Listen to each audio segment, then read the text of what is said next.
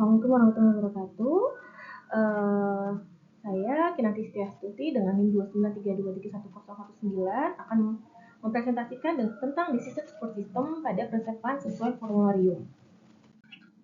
Jadi persiapan yang pertama adalah formularium merupakan instrumen penting yang berfungsi sebagai pedoman bagi tenaga medis dalam pemilihan obat-obatan yang sesuai untuk pasien. Yang kedua adalah penggunaan formularium secara konsisten dapat meningkatkan efisiensi layanan kesehatan dan meminimalkan risiko kesalahan dalam pemberian obat. Formularium juga berperan dalam mengoptimalkan penggunaan sumber daya kesehatan dengan memastikan pembelian obat yang cost efektif. Apa tujuan dari decision support system, di mana tujuan yang pertama adalah memfasilitasi dokter dan apoteker dalam pengambilan keputusan yang lebih akurat dan efisien terkait peresepan obat sesuai dengan formularium yang berlaku. Kedua adalah memberikan rekomendasi obat yang sesuai dengan kondisi pasien berdasarkan daftar obat yang sudah terstandarisasi dalam formularium. Ada beberapa manfaat dari decision support system. Yang pertama adalah mencegah kesalahan persepan, di mana dengan bantuan DSS, dokter atau apoteker mendapatkan dukungan dalam memilih obat yang tepat, dosis yang sesuai, dan menghindari potensi interaksi antar obat yang merugikan pasien. Yang kedua adalah kepatuhan terhadap formularium. DSS dapat membantu memastikan bahwa resep yang dibuat sesuai dengan formularium yang telah ditetapkan. Sistem ini memberikan peringatan atau saran apabila obat yang dipilih tidak sesuai dan membantu mengurangi kesalahan dalam pemilihan obat. Manfaat yang ketiga adalah efisiensi waktu dan proses peresepan. Jadi dengan proses peresepan yang lebih cepat dan akurat, DSS membantu dokter atau apoteker dalam menghemat waktu dan memproses lebih banyak resep tanpa mengurangi kualitas layanan. Yang ketiga adalah pengendalian biaya, di mana di sini DSS akan mengarahkan pemilihan obat berdasarkan formularium yang disusun untuk efisiensi biaya, sehingga membantu mengontrol pengeluaran pada sistem kesehatan dan meningkatkan keterjangkauan pengobatan bagi pasien. Dan tentunya yang terakhir adalah mengarahnya ke patient safety dengan minimal kesalahan penulisan resep, kesalahan pemilihan obat tentunya akan meningkatkan patient safety. Ini adalah DS mind map manajemen peresepan obat rawat jalan, terdiri dari 3, yaitu konsultasi dokter, peresepan obat di farmasi, dan penggunaan obat oleh pasien. Konsultasi dokter di sini dimulai dari anamnesis, pemeriksaan fisik, pemeriksaan penunjang seperti laboratorium dan radiologi, kemudian pemilihan terapi, di mana di sini pemilihan terapi itu dimulai dari penulisan resep. Penulisan resep itu disesuaikan dengan diagnosa, disesuaikan dengan formularium, dan juga bisa atas permintaan pasien. Dan pengiriman resep ke farmasi itu bisa dilakukan dengan secara elektronik maupun secara manual. Kemudian untuk persiapan obat di formularium itu yang pertama adalah validasi resep. Kemudian ini terdiri dari keabsahan, kelengkapan, sesuai dengan formularium, ketepatan dosis, interaksi obat, dan kemudian selanjutnya adalah penyediaan obat. Di sini apakah obat tersebut stoknya tersedia atau tidak tersedia stok, sehingga butuh konfirmasi dokter untuk mencari alternatif terapi atau substitusi yang lainnya. Kemudian yang ketiga adalah peracikan obat, di mana ada botol racikan dan racikan. Yang berikutnya adalah pelebaran dan pengepakan obat, dan yang terakhir adalah penyerahan obat, di mana akan dilakukan konseling dan dokumentasi. Konseling tentang cara penggunaan dan juga efek samping dari obat.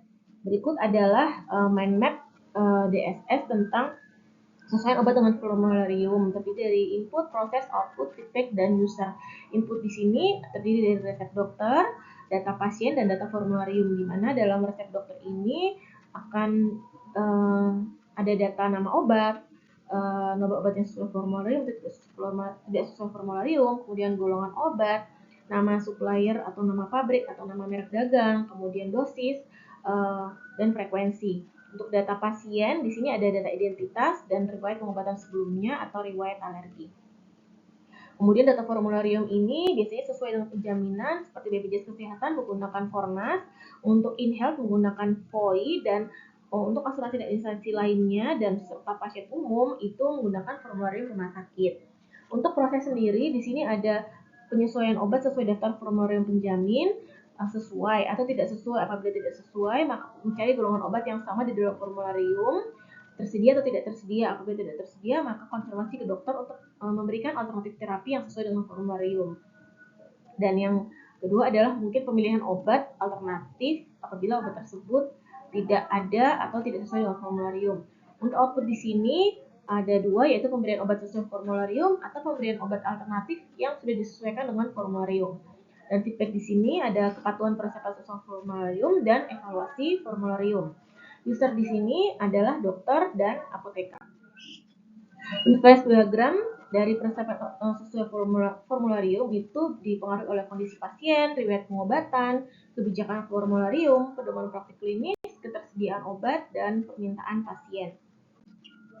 Jadi ini adalah flowchart DSS dari mulai dokter input resep obat, apabila nama obatnya sesuai formularium, apabila iya maka dapat memilih obat yang sudah sesuai dengan formularium dan dapat meresepkan obat atau melanjutkan dengan peresepan. Apabila nama obatnya tidak sesuai dengan formularium, maka dokter akan diarahkan untuk menginput golongan obat. Nah, apabila golongan obatnya tersebut masuk dalam daftar formularium, maka dapat dilanjutkan untuk memilih obat tersebut dan tahap selanjutnya adalah peresepan obat. Apabila tidak sesuai golongan obatnya, maka dokter tidak dapat memilih obat dan dokter akan diarahkan untuk menginput golongan obat lain yang mungkin akan mencari data golongan obat yang bisa sesuai dengan formularium. Nah, untuk decision rule-nya seperti ini. Jadi untuk prescription match formulary, kalau follow formulary maka correct decision, do not follow formulary maka unnecessary deviation from formulary. Apabila prescription deviates from formulary, itu follow formulary-nya adalah optimal prescription, do not formulary-nya adalah correct decision. Di sini ada beberapa rencana evaluasi yang dapat dilakukan. Yang pertama adalah akurasi rekomendasi peresepan, di mana di sini memeriksa seberapa sering DSS memberikan rekomendasi obat yang benar sesuai formularium, dan juga mengevaluasi apakah DSS memberikan rekomendasi yang sesuai dengan kondisi pasien, termasuk dosis. Yang kedua adalah keandalan sistem, di mana di sini mengukur frekuensi kegagalan sistem, misalnya waktu down atau kegagalan teknis dan respons sistem terhadap beban kerja yang tinggi. Dan juga menilai ketepatan waktu pengiriman rekomendasi peresepan ke dokter. Yang ketiga adalah kemudahan penggunaan atau user experience. Di sini mengevaluasi kemudahan penggunaan sistem bagi pengguna, yaitu dokter dan apoteker, melalui survei dan wawancara. Untuk rencana evaluasi yang keempat adalah tingkat penerimaan pengguna, itu melakukan survei untuk mengetahui apakah dokter dan apoteker merasa nyaman dan percaya dengan rekomendasi EDSS. Kemudian yang kelima adalah efektivitas dalam mengurangi kesalahan peresepan, di mana membandingkan tingkat kesalahan peresepan, misalnya dosis salah atau interaksi obat sebelum dan sesudah implementasi dari DSS. Dan yang terakhir adalah efisiensi operasional, di mana mengevaluasi apakah DSS membantu mempercepat proses peresepan di rumah sakit, dan juga mengukur apakah penggunaan DSS membantu mengurangi beban kerja dokter dan apoteker. Apa sih keterbatasan DSS? Keterbatasan DSS yang pertama adalah keterbatasan data dan informasi yang diperbarui, karena DSS mungkin tidak selalu diperbarui dengan cepat jika ada perubahan dalam daftar formularium. Yang kedua adalah pengabaian rekomendasi, di mana dokter mengabaikan rekomendasi dari yang diberikan oleh DSS, terutama jika ada ketidakpercayaan terhadap sistem atau kurangnya pemahaman cara kerja.